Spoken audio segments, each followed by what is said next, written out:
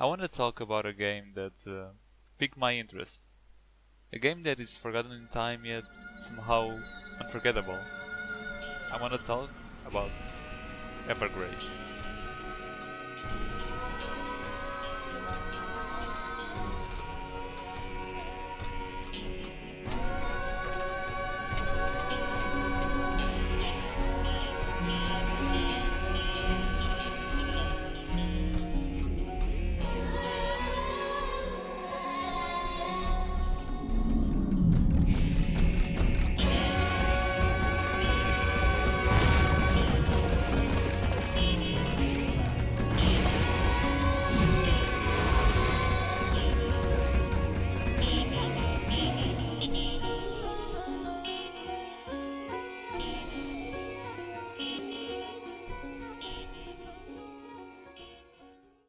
Upon starting a new game, you are greeted with two playable characters, Darius and Sharline.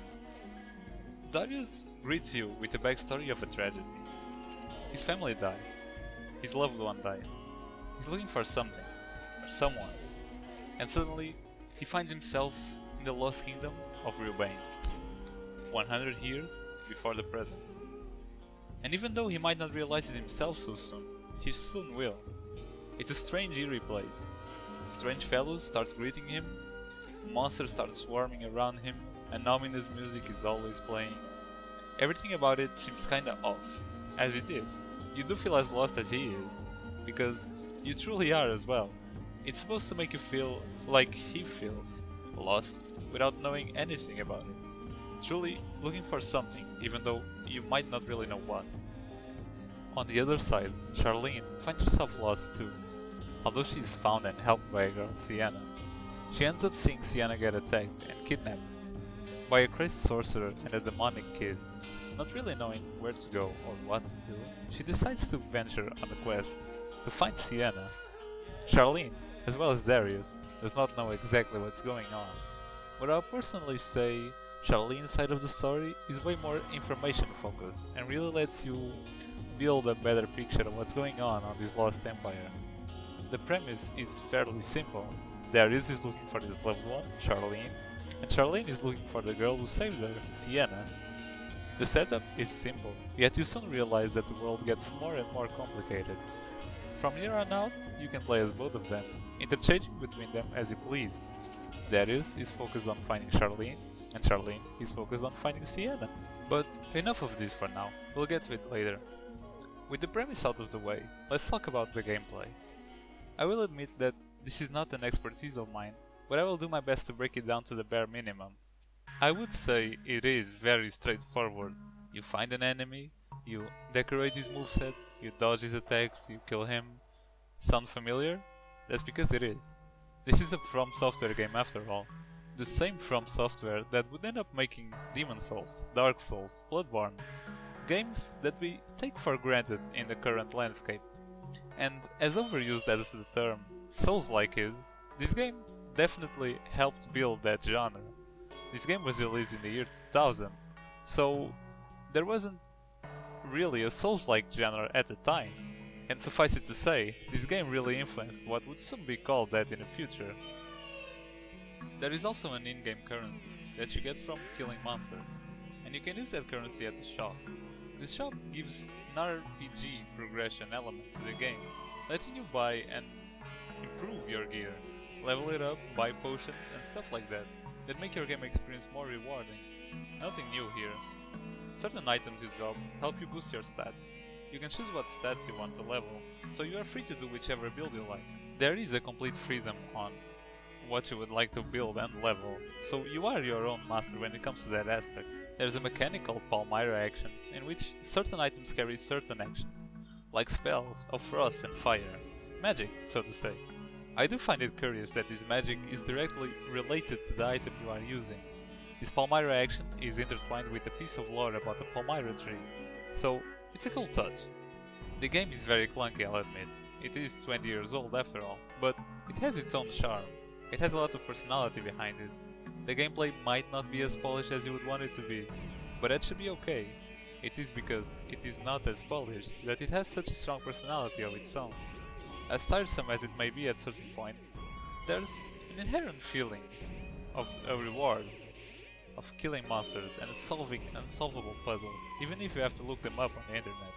I would say the gameplay, as influential as it may have been, and believe me, this influence may have made a big difference on the making of the Souls games, there are more things to the game than that. In fact, I think there's something about the game that's truly special. The music.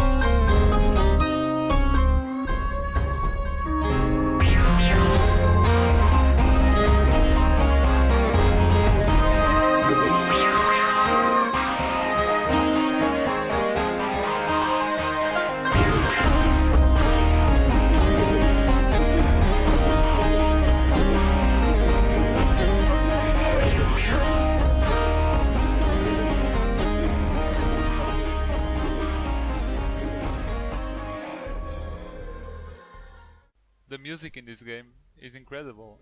It grabs the feeling of uncertainty and not knowing what's wrong. You hear voices through the tracks, screams of agony, despair, of those who were lost in time. The music direction is distorted and experimental, haunting and beautiful, in perfect harmony. The musical score of Evergrace was composed by Kota Hoshino.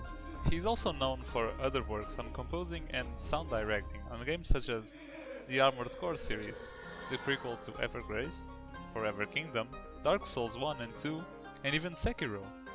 FromSoftware has made it having a good musical score a trademark of sorts, and this game's soundtrack does not fall short at all. In fact, in its own way, this musical direction is way ahead of its time. It perfectly encapsulates what this game is all about, and it also comes to show how important the art direction is to make this game what it really is. And that's not only shown in the game's music. The items and gear you acquire are all very unique in their own ways. Several sets of beautiful armors that you can even color yourself certainly bring to the table how important this game's art direction is. Beautiful landscapes, intriguing monster designs. Sure, the game has plenty of downsides on this part too. If the gameplay was clunky, then the game direction might also be somewhat lazy. You will see unfinished levels and a repetition of the same music through the game. The same monsters will show up, and you will soon realize that this game's budget might not have been so big. Even so, the game's art and music team certainly made it shine. They had low funds, that's true, and they made the best out of what they could, and it shows. I don't want this video to be too long, so I want to sum it up, and I want to talk about this game's universe for a second. This part will have heavy spoilers, so be advised. At the end of the road, you come to learn many things. Not only through dialogue, but also through reading certain passages of books, spread across the map. The lore is very cryptic. You heard about this kingdom who was lost in time, with humans corrupted by a cursed mark. You hear themes of repetition and cycles, themes of unavoidable fate and suffering. In the end, Darius and Sharline face off Morpheus, the mad scientist and sorcerer who sought to learn more about these humans who were marked. You face off against Trendin, Sienna's son, who was corrupted, and Chrysalis, an harbinger of doom that accompanies Darius throughout the story. In the end, nothing much is known. This kingdom is in shambles, Sienna is dead, and her corrupted son is killed. You kill all the enemies you face, leaving only Darius and Sharline behind. They are now faced with a future in a distorted world full of agony. What exactly is this cursed mark? What exactly is this cycle Chrysalis speaks of? We are never truly aware of them, and we never do truly learn what they are. But it is good to notice how similar it sounds to the Souls lore. An ending world, people dying and an impending doom, cycles, repetition, and themes of fate and unavoidable agony. It sounds very similar, right? This was before Miyazaki, the company's director, was in charge. So, FromSoftware's themes are certainly recurrent and not only a trademark of Miyazaki's work, but also a trademark of the whole team behind this game. For years, they have been perfecting this formula, and this game is a very good example of what helped this formula come to light. Without Evergrace, it is likely that the Souls lore would not exist as it does today. So, we are left with nothing, right? We don't know much about the story, we don't know much about what happened. We have questions but no answers. We want to know what Chrysalis is, we want to know what will happen to this world. But sadly, we don't. All we have is a mark, a cursed mark, a dying world and a hopeless future. And it is up to you to bring them hope upon these events. Your story is over, but Darius and Sharline will keep on living in this world. And it is now their job to find meaning and purpose by themselves. Your journey with them is over, but theirs is far from it. As we see them visiting Sienna and Tendril's graves, all we have left is to hope for the best and believe that their journey will go safely.